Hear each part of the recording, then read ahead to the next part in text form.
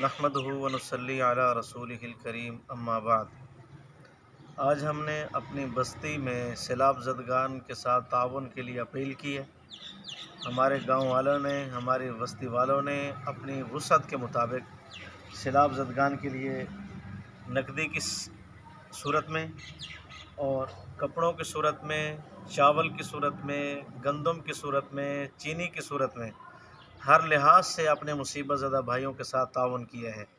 اللہ تعالیٰ تمام تعاون کرنے والوں کے تعاون کو قبول فرمائے، اور جن حضرات سے میں نے اپیل کی تھی انہوں نے بھی تعاون کیا، ہماری بستی والوں نے بھی تعاون کیا۔